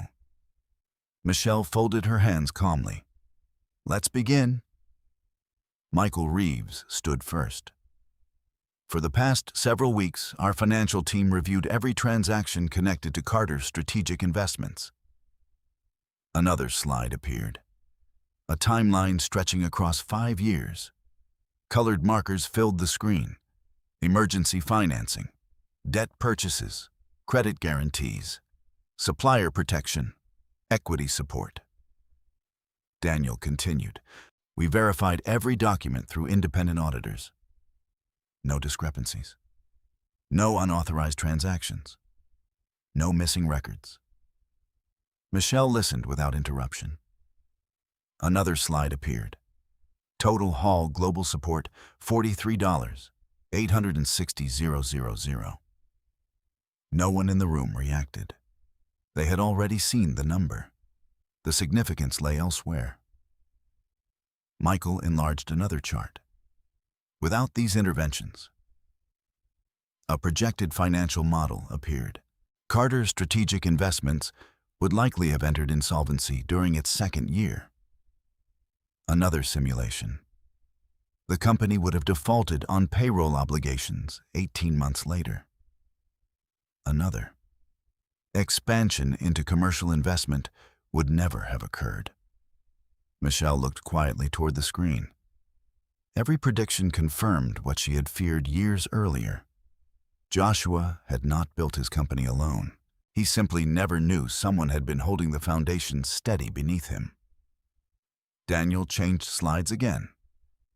This is where the review becomes more significant. A flow chart filled the display. Hall Family Trust, subsidiary investment entity, private credit vehicle, supplier acquisition fund, each eventually connected through multiple lawful corporate layers to Joshua's company. Daniel pointed toward the final line. Every transaction ultimately required one authorization. Michelle already knew the answer. Her own signature. Richard Hall had insisted upon that rule from the beginning. If she chose to help someone, she would also accept responsibility for the decision. Michael spoke again. There is no evidence that Joshua Carter knew where the funding originated. Thomas Caldwell added quietly. In fact, he opened another document. We interviewed former banking officers involved in several restructurings. What did they say? Michelle asked. They believed the anonymous investor wished to remain permanently confidential. Daniel smiled faintly. They were correct. Michelle closed her notebook. I never wanted recognition. No. Daniel looked toward her. You wanted him to succeed. The room remained silent. No one questioned her motives. They had spent enough time reviewing the records to understand that every financial intervention benefited Joshua far more than Hall Global itself. Another executive entered carrying additional files. Sophia Bennett. The legal review is complete. She distributed identical folders around the table. The documentation confirms every transaction complied fully with federal banking regulations. No conflicts of interest. No undisclosed ownership violations. No improper transfers. She paused. However, Michelle looked up. There is another issue. Sophia projected a second presentation, Whitmore Capital Financial Exposure. Several board members exchanged glances. The title alone suggested uncomfortable conclusions. Sophia spoke carefully. At Michelle's request, we conducted an independent review of Whitmore Capital. Michelle had requested the analysis after Daniel mentioned concerns weeks earlier. She wanted facts, nothing else. Sophia continued. Publicly, Whitmore Capital appears exceptionally strong. Another slide. Magazine covers, award ceremonies, industry rankings, television interviews. Everything projected confidence. Then the next slide appeared. Debt ratios, loan maturity schedules, leveraged assets, off-balance sheet obligations. The atmosphere inside the room changed immediately. Michael leaned forward. Those numbers? Sophia nodded. They're significantly different. Thomas adjusted his glasses. Explain. Sophia enlarged one graph. Nearly 63% of Whitmore Capital's recent expansion depends upon short-term leveraged financing. Another graph. Several flagship projects remain profitable only if refinancing continues uninterrupted. Another. The margin for error is extremely small. Daniel summarized quietly. They're wealthy, but highly leveraged. Exactly. Michelle considered the information. So Lauren wasn't lying. No, Sophia answered honestly. She simply wasn't telling the entire story. That distinction mattered. Michelle disliked exaggeration, but she disliked unfair accusations even more. The company is legitimate, Sophia continued. Yes. It's also considerably more fragile than public perception suggests. Michael added, if credit markets tighten. Sophia finished the sentence. They'll face substantial pressure. Michelle nodded slowly. So Joshua believes he's joining permanent stability. Daniel looked toward her. When in reality, he may have attached himself to another company seeking protection. No one needed to explain further. Joshua had spent years leaving quiet security behind in pursuit of visible wealth. Meanwhile, he remained completely unaware that another problem had already begun developing. Across town, Joshua entered Whitmore Capital headquarters carrying fresh optimism. Lauren welcomed him warmly. "I have exciting news." Joshua smiled. "I could use some." Our partnership announcement exceeded expectations. She handed him several printed articles. 3 new investors requested meetings. Joshua nodded. "That's impressive." "It gets better." She opened another folder. "My father wants to accelerate expansion." Joshua's confidence grew. "How quickly?" "Immediately." "What about financing?" Lauren smiled. "We'll make it work." Joshua noticed something unusual. She avoided discussing specific numbers. Instead, she focused on opportunities, growth, momentum, market confidence. He ignored the feeling. Success required confidence. Didn't it? Later that afternoon, Joshua attended a meeting with Whitmore Capital's senior finance team. Halfway through the presentation, one banker asked a question. "If market conditions tighten next quarter," another executive interrupted. "We'll address that if necessary." Joshua noticed the interruption. Then another. Someone asked about refinancing timelines. The discussion shifted elsewhere. Specific answers became increasingly rare. For the first time, Joshua sensed that not everyone inside Whitmore Capital shared Lauren's confidence. Still, he dismissed the concern. Every growing company faced uncertainty. That evening, Lauren invited him to dinner. As they waited for dessert, she reached across the table. "I've been thinking." Joshua smiled. "About our future." He looked surprised. Lauren continued softly. "I don't just mean business." Joshua remained silent. "I think we're building something extraordinary." She watched him carefully. "I hope you feel the same." Joshua nodded. "I do." He believed those words. At least he wanted to. Across the city, Michelle sat inside Daniel Brooks's office, reviewing the final audit summary. Daniel placed one last folder before her. "There is something you should see." She opened it, a list of every confidential instruction she had given during the previous 5 years. One sentence appeared repeatedly. "Protect the company. Do not reveal my identity." Michelle smiled sadly. She had almost forgotten writing those instructions. Daniel looked toward her. "Do you regret any of it?" She considered the question carefully. Several long seconds passed. Finally, she answered. "I regret that the marriage reached this point." Another pause. "I don't regret helping someone I loved." Daniel nodded. "I thought you'd say that." Michelle closed the folder. "What happens next?" "The financial restructuring continues." "And Joshua?" Daniel folded his hands. "He still believes Whitmore Capital represents his strongest future." Michelle looked toward the window overlooking Manhattan. "So we let the process continue." "No intervention," she shook her head. "Not unless the law requires it." Daniel smiled faintly. "Richard would approve." Michelle stood slowly, one hand instinctively supporting the weight of her pregnancy. The twins shifted again. Soon they would arrive. She hoped the legal process would be over before then.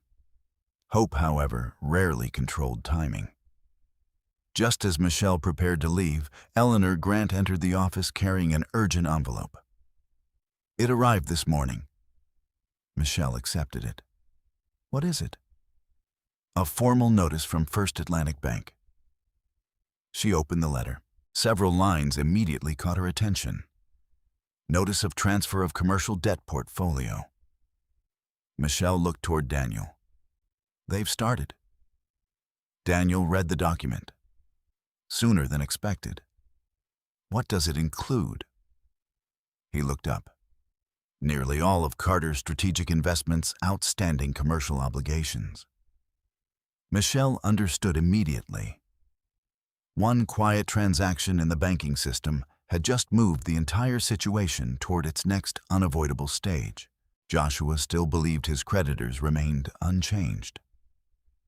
He had no idea that ownership of nearly every significant debt connected to his company was quietly passing into hands that already knew every decision he had ever made.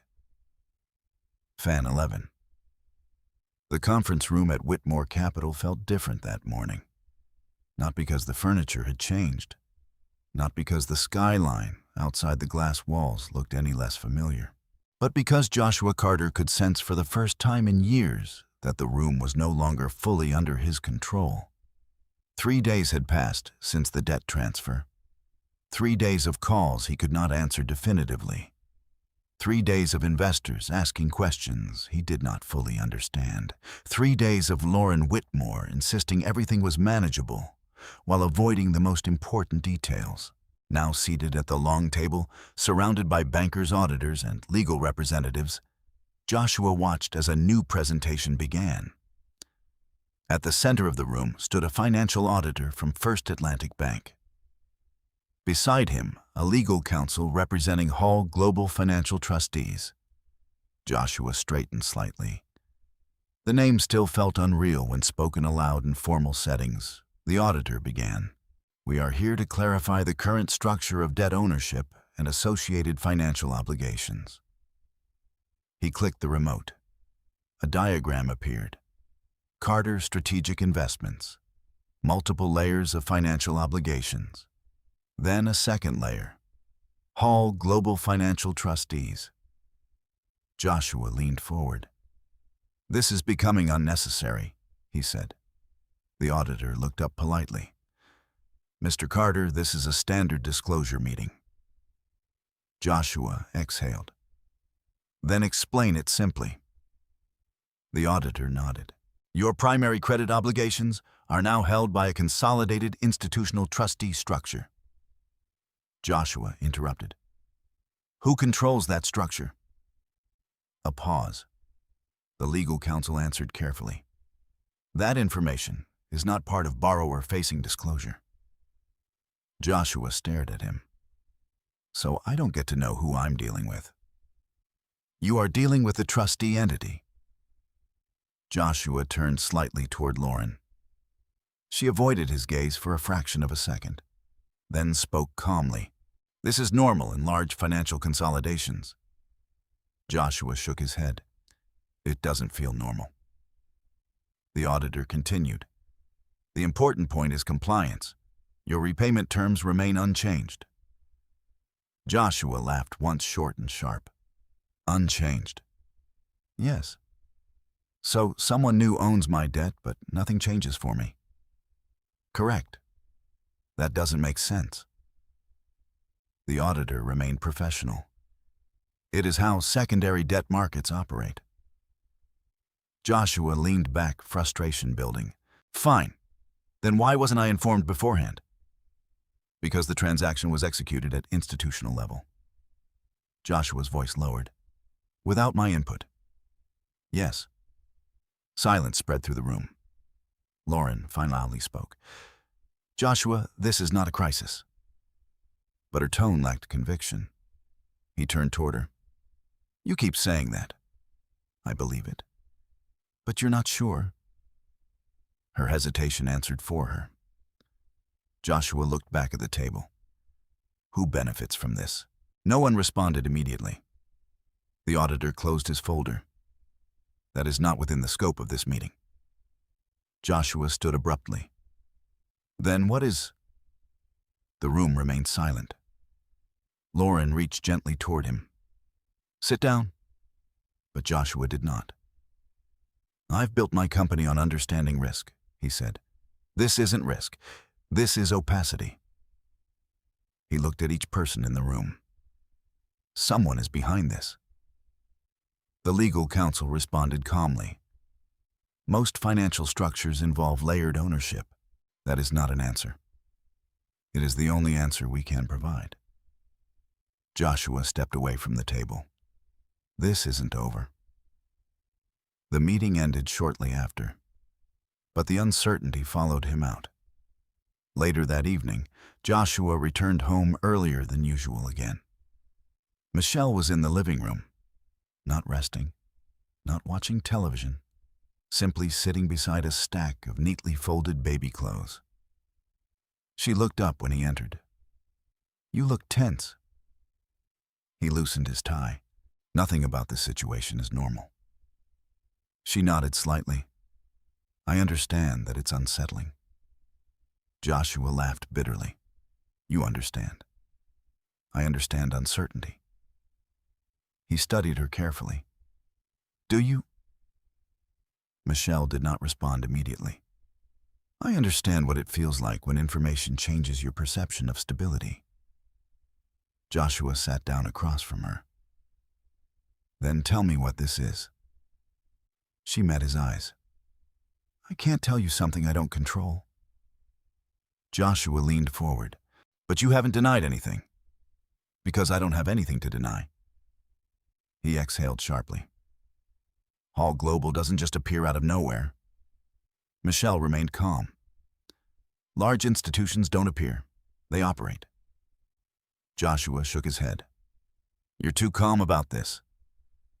"I prefer clarity over panic. This feels like control." Michelle tilted her head slightly. "Control of what?" "My company." A brief silence. Michelle answered evenly. "If someone controlled your company, you'd already know." Joshua looked away. "That's not reassuring." "It isn't meant to be." The honesty in her voice unsettled him more than any denial would have. Later that night, Joshua called Lauren again. "I need a name," he said immediately. Lauren sighed softly. "I've told you everything I know." "No, you haven't." A pause. "What do you think is happening?" Joshua hesitated. "I think someone is positioning themselves around my company. Like an acquisition." "Maybe." Lauren was silent for a moment. "That would require massive capital." "I know. And strategic patience." "I know that too." Her voice lowered. "Then whoever it is, they're not improvising." Joshua closed his eyes. "Exactly." Another pause. "Do you think it's personal?" she asked. Joshua didn't answer immediately. "I don't know anymore." After the call ended, Joshua sat alone in his study for a long time. Every document on his desk suddenly felt insufficient. Every assumption suddenly questionable. Meanwhile, across the city inside Hall Global headquarters, a different conversation was taking place. Michelle sat in the executive boardroom with Daniel Brooks and Eleanor Grant. A new report lay open before them. Daniel spoke first. "The debt transfer is now complete across all major financial instruments."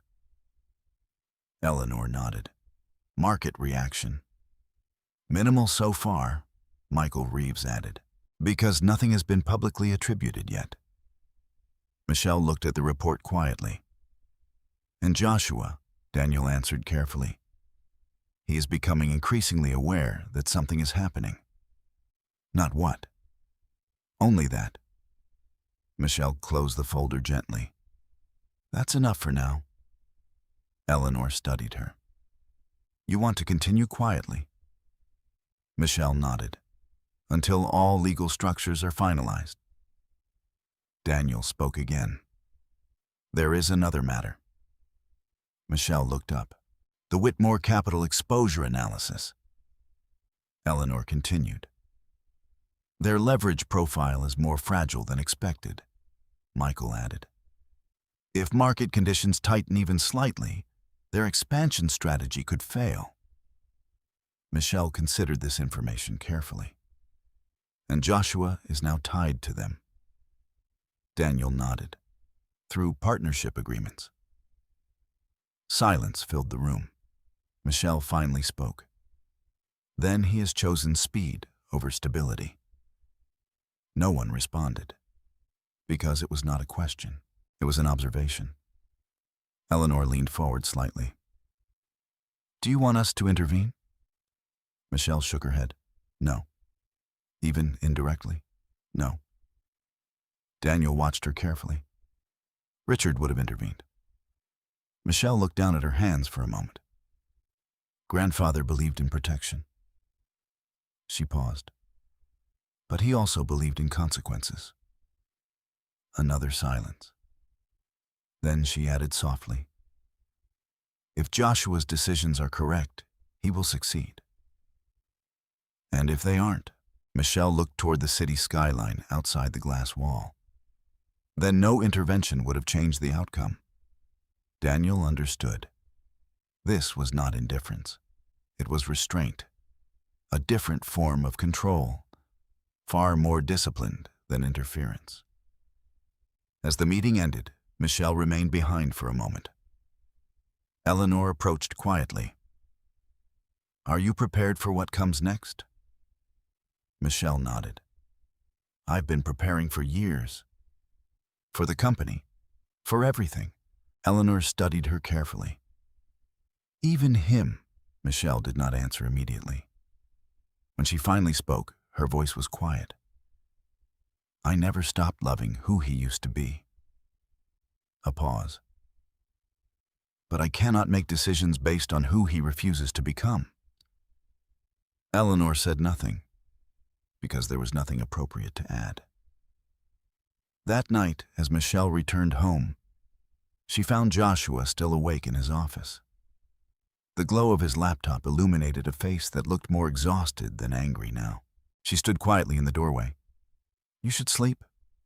He did not look up. I can't. A pause. Something is moving against me. Michelle remained still. Or around you, she corrected gently. Joshua finally looked at her. Do you know something? She met his gaze calmly. I know enough to wait for facts. Joshua shook his head slowly. I don't think you're telling me everything. Michelle answered without emotion. I don't think anyone is. For the first time, Joshua did not argue. Because somewhere deep down, he had begun to suspect the same thing.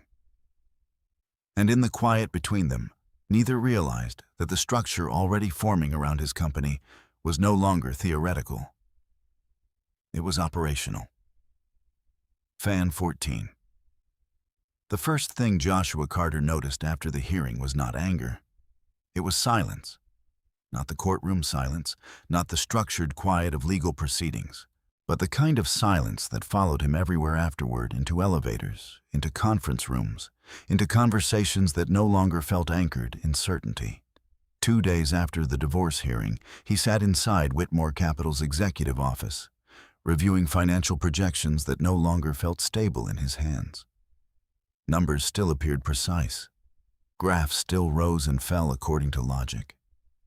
But Joshua no longer trusted the foundation beneath them. Lauren entered without knocking. She looked composed. Too composed. How are you holding up? She asked. Joshua didn't look up, like someone who just discovered the ground beneath him was engineered by someone else. Lauren closed the door. That's not accurate. He finally looked at her. Isn't it? She paused. Michelle didn't take anything from you. Joshua gave a short laugh. She built the thing I thought I built. Lauren shook her head.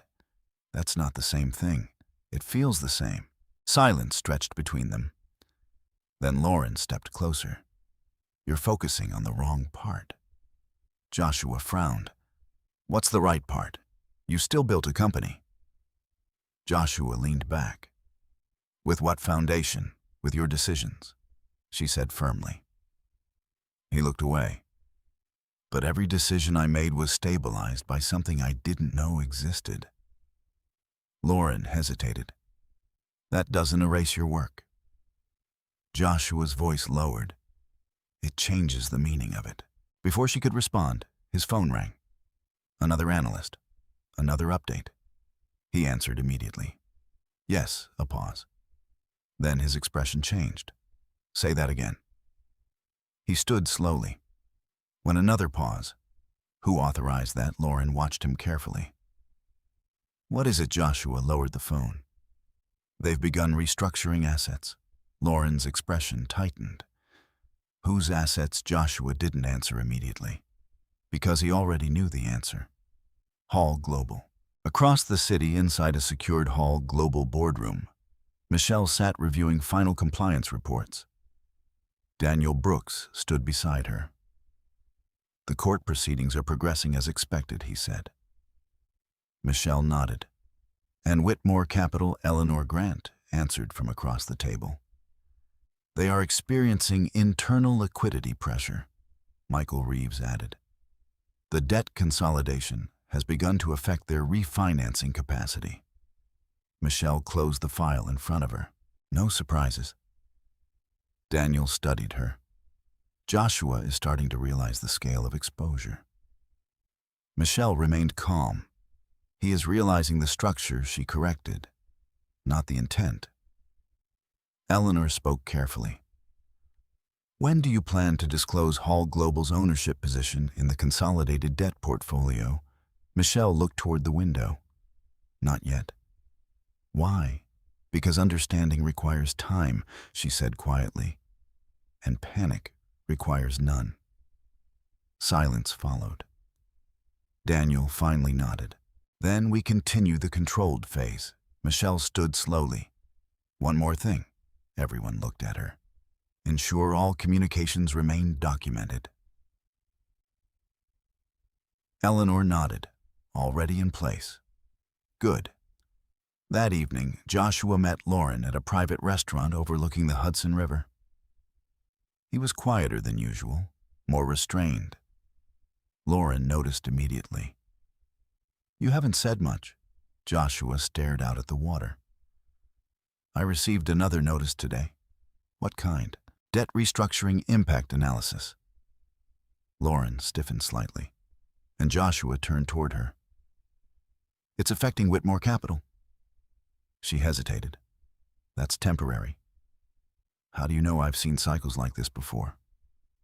Joshua leaned forward. This doesn't feel like a cycle. Lauren's tone sharpened slightly. What are you suggesting? I'm suggesting someone is deliberately adjusting financial pressure points. Lauren paused. That's a serious accusation. I'm not accusing anyone, Joshua said quietly. I'm observing a pattern. She leaned back. And what pattern is that? Joshua looked at her directly. Every structure I rely on is suddenly less stable. Lauren exhaled. You're exhausted. I'm alert. A pause. Then Lauren spoke more softly. You're letting fear distort interpretation. Joshua shook his head. It's not fear. It's information. Across town, Michelle stood in the nursery watching two cribs that now felt both complete and temporary. The twins shifted more frequently now. Her due date was approaching. She placed a hand gently over her stomach. I know, she whispered. Soon. Her phone rang. Daniel. She answered. Go ahead. The final phase of debt consolidation is complete. Michelle closed her eyes briefly, and public attribution still masked under institutional layers. Michelle nodded. Good. A pause. Joshua is becoming unstable, Daniel added. I know. Do you want us to slow the process? Michelle opened her eyes. No. Daniel hesitated. Michelle. I said no. Silence followed. Then Daniel spoke carefully. Understood. After the call ended, Michelle sat quietly in the rocking chair. Not because she was uncertain, but because she was preparing for timing. Everything in motion now was irreversible. Joshua still believed he was reacting to financial instability. He did not yet understand he was inside a structure that had been built years earlier to reveal itself only when all dependencies reached alignment. The following morning, Joshua arrived at Whitmore Capital to find several executives already in emergency discussion. Charts were projected across screens. Red indicators marked liquidity thresholds. A senior analyst spoke quickly. "We are experiencing unexpected tightening across credit lines." Joshua stepped forward. "Explain unexpected," another analyst responded. "Several counterparties have reduced exposure simultaneously." Joshua frowned. "Why we are still identifying the source." Lauren entered moments later. She took one look at the screens. "What's happening?" Joshua turned toward her. "This is what I've been asking for weeks." She stared at the data. "This shouldn't be happening this fast." Joshua studied her. "So you admit it's happening?" Lauren didn't respond immediately. Then quietly, "Yes." Joshua exhaled slowly. "Then we need answers." Lauren nodded. "I'll make calls." But Joshua noticed something for the first time. She did not look confident anymore, only controlled. That evening, Joshua returned home earlier than expected. Michelle was in the kitchen, preparing tea. She looked calm, as if nothing in the world had shifted. "You're home early," she said. "I needed clarity." "Did you find it?" Joshua sat down slowly. "No." Michelle placed the tea in front of him. That's normal when systems are still unfolding. Joshua looked up. "What systems?" Michelle met his eyes. "Financial systems respond to structure." He frowned. "That sounds like something from your board meetings." "It is." A pause. Joshua lowered his voice. "I feel like I'm inside something I can't see." Michelle answered gently. "You are seeing it. You're just not seeing all of it yet." Joshua studied her carefully. "Are you involved in this?" Michelle didn't hesitate. "I am involved in the consequences of everything tied to your company." Joshua exhaled sharply. "That's not an answer. It's the most honest one I can give." Silence. Then Joshua spoke quietly. "I think I'm going to lose control of everything." Michelle looked at him steadily. Control was never the foundation. What was structure? Joshua leaned back. "And if the structure is changing," Michelle's voice remained calm, "then outcomes change with it." Joshua closed his eyes briefly. "I don't know how to fix this." Michelle placed her hand gently over her stomach. "Not everything is meant to be fixed." Joshua looked at her. For a moment, something like recognition passed through his expression. Then uncertainty returned. "I don't know who you are anymore," he said softly. Michelle answered without emotion. "I have always been the person who recorded everything you chose not to see." That night, Joshua did not sleep. And across the city hall, Global completed the final synchronization of its financial positioning. No announcement was made, no press release issued, but every system now aligned toward one inevitable moment of disclosure. The only question remaining was not whether the truth would surface. It was who would be standing when it did. Fan 15. The hospital room was quiet in a way that felt almost separate from the world outside. Soft lighting, monitors steady, the distant rhythm of a city that never stopped moving, even when life inside it changed completely. Michelle Hall lay still for a moment after the final contraction passed. Then slowly, the first cry filled the room, followed by a second. 2 lives, 2 beginnings. The doctor smiled gently. Healthy, strong lungs. Michelle exhaled, her hand trembling slightly as she reached for the first child. A boy, then the second.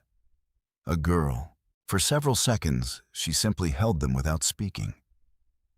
Not because she had no words, because nothing needed to be said.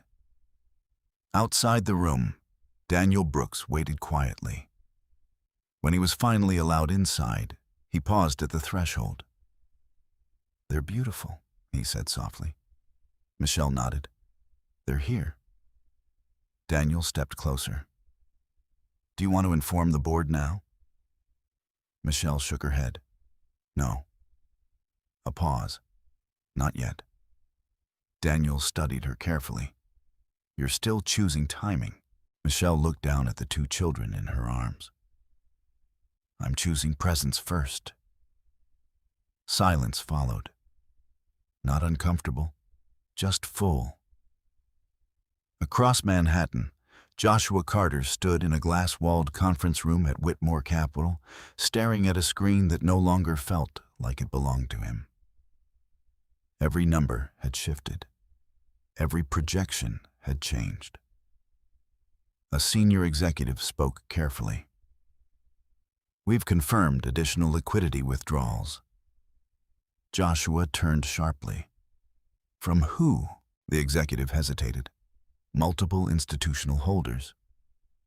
Lauren stood nearby, arms crossed tightly. "That's not possible," she said immediately. But even she did not sound certain anymore. Joshua stepped closer to the screen. "Show me the source."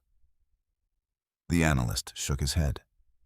"That level of consolidation isn't publicly traceable yet." Joshua's voice lowered. "Then what can you trace?" Silence. Lauren finally spoke. "We need to stabilize messaging." Joshua turned toward her. "Messaging won't fix structure." A pause. Then he said it again, slower. "Structure is changing." Lauren met his gaze. "Then we adjust." Joshua shook his head. "I don't think you understand how fast this is moving." Across the city, inside Hall Global Headquarters, a different conversation was reaching its final phase. Michelle sat in the executive boardroom, holding her newborn daughter, while Daniel Brooks reviewed final briefing documents. Eleanor Grant spoke first. "Market reaction is beginning." Michael Reeves nodded. "Whispers only so far," Thomas Caldwell added. "Analysts are noticing unusual debt alignment patterns." Daniel looked toward Michelle. "It's time for controlled disclosure." Michelle remained quiet for a moment. Then she nodded. "Yes," no hesitation. Daniel opened a secure file. "Then we proceed with announcement protocol." Eleanor looked at her. "Are you ready for what happens after?" Michelle adjusted her grip on her son. "I've already lived the hardest version of it." Silence, not disagreement, understanding. Daniel stood. "Then it begins." Later that evening, Joshua returned home to find the house unusually quiet. Michelle was in the nursery, rocking slowly, both babies asleep in her arms. Joshua stopped in the doorway. For a moment, he simply watched. Not the businessman, not the partner, just a man, seeing something stable in a world that no longer felt stable. "You didn't tell me," he said quietly. Michelle didn't look up immediately. "I told you many things," she replied softly. "You just didn't recognize them at the time." Joshua stepped inside. "Everything is collapsing." Michelle shook her head gently. "Everything is revealing itself." Joshua exhaled sharply. "That's the same thing right now." "No," she said calmly. "It only feels that way when you're standing in the middle of transition." Joshua sat down slowly. "I don't know what's real anymore." Michelle finally looked at him. "Then start with what has always been real." He met her gaze, but her voice remained steady. "Your decisions." A pause. Joshua looked away. "I made decisions based on incomplete information." Michelle nodded. "That's true." He looked back at her. "Why didn't you correct it?" Silence. Then she answered, "Because correction would have changed the path you chose." Joshua's expression tightened. "And you wanted me to choose it myself?" "Yes." A long silence followed. Then Joshua spoke quietly. So all of this, the money, the debt, the structure? Michelle nodded once. I was always there. Joshua looked down. I just didn't see you. Michelle's voice softened slightly. You saw what you were ready to see. A pause. Then Joshua asked the question he had avoided for weeks. Are you behind what's happening now?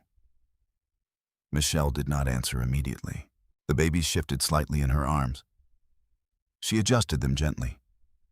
Then she spoke. I am behind stability, returning to a system that was unstable for too long. Joshua frowned. That's not an answer. It's the only truthful framing I can give you. Silence again. Then Joshua leaned forward. If you control all of this. Why now? Michelle looked at him for a long time, not with anger, not with accusation, with clarity. Because timing is no longer about protection. A pause. It's about truth, becoming unavoidable. Joshua felt something shift in his expression. Unavoidable for who? Michelle answered simply. For everyone. The next morning, Hall Global issued its first controlled disclosure. Not a press conference, not a dramatic announcement. A structured financial statement released simultaneously to regulatory bodies, institutional partners, and select media outlets. Within minutes, financial analysts across New York began reacting. Within hours, headlines began forming. Within the same day, one name began appearing repeatedly in internal briefings across multiple financial institutions. Hall Global Empire. At Whitmore Capital, alarms did not ring. But silence fell. Because senior analysts now understood something they had not seen clearly before. The debt restructuring that had affected multiple companies was not random. It was coordinated. And it was already complete. Lauren stood in the center of the conference room reading the updated reports. This doesn't make sense, she said quietly. Joshua stood beside her, staring at the same data, now fully visible, now no longer abstract. Why would Hall Global consolidate exposure across this many institutions? No one answered immediately, because the answer required acknowledging something larger than market strategy. It required acknowledging intent. Joshua slowly stepped back. No, he said quietly. This wasn't reactionary. Lauren looked at him sharply. What are you saying? Joshua stared at the screen. This was planned. Silence. Across the city, Michelle stood at the nursery window, holding her children, while sunlight entered the room in soft angles. Daniel's message arrived on her secured device. Disclosures complete. Market stabilization beginning. She did not reply immediately. Instead, she looked down at her children. You'll never have to guess your place in the world, she whispered softly. Because I already built it carefully enough for you to stand in it, without fear. Behind her, the city continued to react. Inside it, Joshua Carter finally understood the truth that had been forming quietly around him for months. Not that he had been destroyed, but that everything he believed he had built alone had always been supported by someone he never truly saw. And now that support had changed shape, no longer invisible, no longer silent, no longer waiting. Michelle did not look back at the chaos unfolding across financial markets. She simply held her children closer. Because for the first time, she was not protecting someone else's future. She was finally living her own. And everything that followed would now move according to a truth that could no longer be hidden, delayed, or rewritten.